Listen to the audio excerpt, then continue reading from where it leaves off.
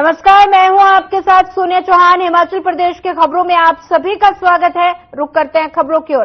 राज्यपाल शिव प्रताप शुक्ल ने सोलन में शमलेच में सभ्या री-फॉरेस्टर और द्वारा आयोजित 9वें वृक्षारोपण कार्यक्रम की अध्यक्षता करते हुए पर्यावरण संरक्षण समय की मांग की और इस दौरान राज्यपाल शिव प्रताप शुक्ल ने पेड़ लगाया। इस वृक्षारोपण कार्यक्रम का मुख्य उद्देश्य है अधिक से अधिक पेड़ लगाना ताकि पर्यावरण को सुरक्षित रखा जा सके और साथ ही इस दौरान एक कार्यक्रम भी आयोजित किया गया जिसमें पेंटिंग समेत विभिन्न गतिविधियों के माध्यम से लोगों को पर्यावरण संरक्षण के बारे में जागरूक किया गया। हमारे संवाददाता से बातचीत करते हुए राज्यपाल शिव प्रताप शुक्ल ने बताया कि नशा और पर्यावरण संरक्षण समय की मांग है और सभी लोगों को इससे जुड़ना चाहिए और अत्यधिक पेड़ लगाने चाहिए और उनका संरक्षण भी करना चाहिए। वहीं उन्होंने नशा मुक्त अभियानों में भी सभी की सहभागिता मांगी। उन्होंने कहा कि केंद्र सरकार के आदेशों के बाद उन्होंने नशा मुक्त अभियान पर बल दिया है और ये कार्य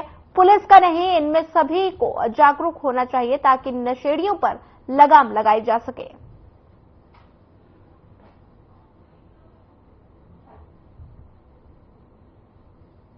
हम सभी लोगों के सोचने का विषय है, ये किसी एक व्यक्ति का नहीं है। जिस प्रकार से नशा हिमाचल में घरों तक पहुंच गया है, अगर आज हम नहीं सोचेंगे तो पूरा हिमाचल बर्बाद हो जाएगा। बगल के राज्य जिस स्थिति में है, अगर उससे बचाना है हिमाचल को तो हम सभी लोगों को एक साथ मिलकर के नशे के विरुद्ध काम करना है। और मैं समझता हूं कि केंद्र सरकार भी इस पर अब काम कर रही है, अच्छी तरह से काम कर रही है। स्वयं प्रधानमंत्री जी ने इस पर यह कहा था कि नशे के विरुद्ध काम करो, मैंने उसको शुरू भी किया है और विभिन्न संस्थाएं भी अब लग करके उसको कर रही है। तो केवल पुलिस ही इसको नहीं रोक सकती है, जब तक जनता के लोग नहीं मिलेंगे तब तक नशा को रोका नहीं जा सकता है। इसलिए मेरा आग्रह है हिमाचल की जनता से कि वह नशे के विरुद्ध अभियान में जुटे।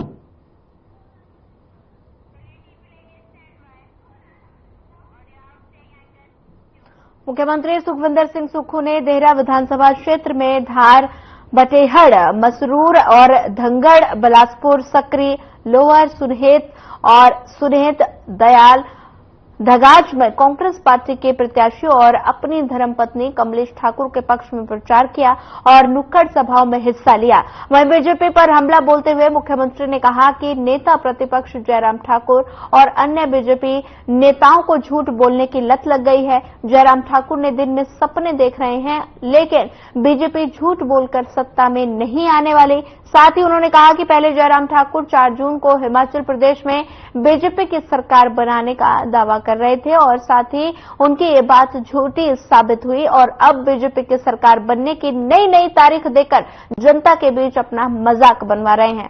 मुख्यमंत्री ने कहा कि पूर्व विधायक होशियार सिंह देहरा के जनता को बताएं कि उन्होंने विधायक पद से इस्तीफा क्यों दिया और अब देहरा विधायक बनने के लिए उपचुनाव क्यों लड़ रहे हैं। और साथ ही उन्होंने कहा कि बीजेपी नेताओं और होशियार सिंह ने ये उपचुनाव जनता पर थोपा है। साथ ही उन्होंने कहा कि विधानसभा में कांग्रेस के 38 विधायक हैं और भाजपा किसी भी सूरत में सत्ता में नहीं आने वाली है। और साथ ही सुखविंदर सिंह सुक्खू ने कहा कि देहरा का भाग्य ही होगा कि होशियारपुर सिंह विधायक पद से इस्तीफा दिया और अब कांग्रेस पार्टी ने उनकी धर्मपत्नी को यहां से चुनाव मैदान में उतारा है।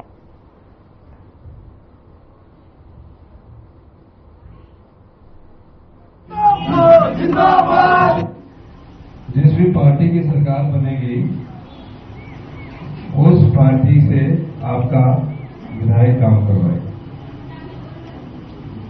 चुनाव हुए, कांग्रेस की सरकार बनी। कांग्रेस की सरकार बनने के लिए देहरा ने एक बार फिर से आजाद प्रत्याशी के पक्ष में वोट डाला। जब आपने आजाद प्रत्याशी के पक्ष में वोट डाला तो आपके मन में उम्मीदें थी कि अब कांग्रेस की सरकार बनी है तो ये कांग्रेस की सरकार से अपने कार्य करवाएंगे। अब देखने में आया जैसे जैसे प्रचार जोर पकड़ता जा रहा है, वो कह रहे हैं कि मेरे काम नहीं करते थे, यही कह रहे होंगे, तरह तरह की टिप्पणियां कर रहे होंगे। मैं उन टिप्पणियों पर न जाता हुआ आपसे कुछ बात पूछना चाहता हूं। अगर मैं काम नहीं कर रहा तो इस्तीफा आपको क्यों देना पड़ा? आपको तो इस्तीफा नहीं देना चाहिए था, आप तो आजाद थे। वो कोई आपकी सेवा करने नहीं आया है, वो तो अपना रिजॉर्ट बनाने आया है।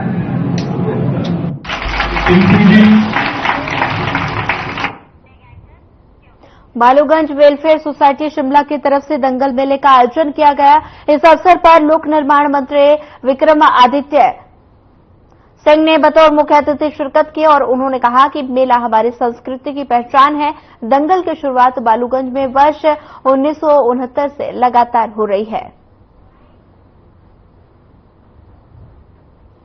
इसके साथ साथ जो ये हमारा बालूगंज का मैदान है, आज जितने साथी ये पीछे सीढ़ियों पर बैठे हैं, जब मैं यहाँ का विधायक था विपक्ष में, मैं यहाँ पर आया था, उस समय हमने अपनी विधायक निधि से 15 लाख रुपए इस सीढ़ियों को बनाने के लिए दिए थे। आज ये सीढ़ियां जिसपे हमारे सभी साथी बैठे हैं वो बनकर तैयार हो गई है। अभी हमने इस मैदान को और आने वाले समय में बेहतरीन बनाना है, क्योंकि पूरे बालूगंज के अंदर या और जो इलाके हैं उनके लिए यही एक इलाका है जहां पर हम अच्छी स्पोर्टिंग एक्टिविटीज कर सकते हैं। नशे का प्रचलन भी बढ़ रहा है, इसलिए इस खेल मैदान को विस्तृत करना ये हमारी प्राथमिकता है। इसमें कुछ जमीन के मसले हैं, कुछ रेवेन्यू के मसले हैं, कुछ हमारा जमीन इसमें जो है वो वक्फ बोर्ड में आती है।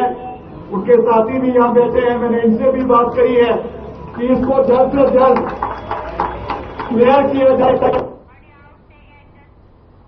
हिमाचल प्रदेश में 3 विधानसभा क्षेत्रों में उपचुनाव को लेकर नरेश चौहान ने कहा कि हिमाचल में पहली बार ऐसा हुआ है कि बहुमत की सरकार को गिराने का प्रयास किया गया।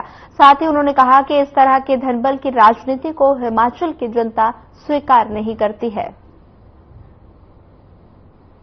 ये बहुत बड़ा प्रश्न है जनता के मन में कि हमने तो आपको 15 महीने पहले चुन के भेजा था और विधायक बना के भेजा था, 5 वर्ष के लिए भेजा था। ऐसी कौन सी वजह रही कि आप दोबारा से आके वही काम दोबारा कराना चाह रहे हो कि हमें दोबारा से विधायक बनाऊं? तो ये बात लोगों के मन में जो है पच नहीं रही। अब आपने क्या किया उनको पूछ रहे हैं और उनको बताना भी पड़ेगा, ये जनता की अदालत में है मामला। तो यहाँ आपको भेजा, हमने आप पे विश्वास किया, आप फिर आके बोलते हो हमें दोबारा से विधायक बनाओ। ऐसी कौन सी वजह रही? धनबल था, क्या था, आपको बताना पड़ेगा। सरकार गिरा। हिमाचल प्रदेश पेंशनर एसोसिएशन की त्रैमासिक बैठक शिमला के कालीबाड़ी हॉल में आयोजित की गई। बैठक में प्रदेश भर के पेंशनर मौजूद रहे, जिसमें पेंशनर ने लंबे समय से लंबित पड़ी मांगों पर मंथन किया। पेंशनर्स ने लंबे समय से लंबित पड़े ड्यूज और जेसीसी गठन की मांग पर विचार कर इसे सरकार के समक्ष रखने का प्रस्ताव रखा। आज आपके माध्यम से भी माननीय मुख्यमंत्री से अनुरोध कर रहे हैं और उनसे अपील कर रहे हैं कि जेसीसी का गठन किया जाए।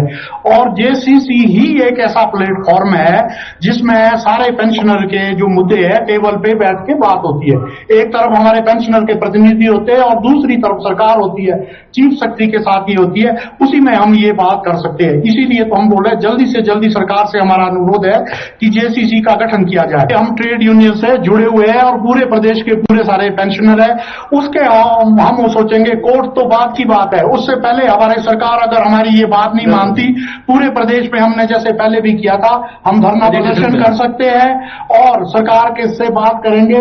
कोर्ट का तो लास्ट रिजॉर्ट रहता है, वो तो जाएंगे, पर उससे पहले हमें उम्मीद पूरी है कि सरकार। प्रदेश में मानसून के दस्तक देते ही जहां सरकार ने सभी पुख्ता इंतजाम किए हैं, वहीं शिमला में भी नगर निगम ने बरसात की तैयारियों को लेकर कमर कस ली है और बीते वर्ष शिमला में आपदा के रौद्र रूप के कारण सड़कें टूट गई थी और नाले बंद पड़ गए थे।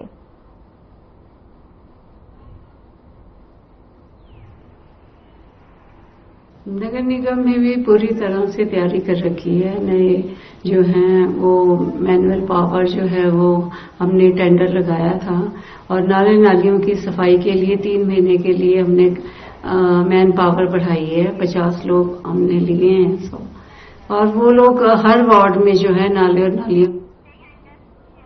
टीम इंडिया द्वारा 13 सालों के बाद T20 विश्व कप जीतना हर भारतवासी के लिए गौरव का क्षण है और ऐसे में करोड़ों भारतीयों की दुआओं के चलते टीम इंडिया के कुशल प्रबंधन से भारत को ये सौभाग्य प्राप्त हुआ, जिसके लिए पूर्व केंद्रीय खेल मंत्री अनुराग ठाकुर, टीम इंडिया के कप्तान रोहित शर्मा और राहुल द्रविड़ और बीसीसीआई कोषाध्यक्ष अरुण धूमिल की दूरदर्शी सोच बधाई का पात्र है।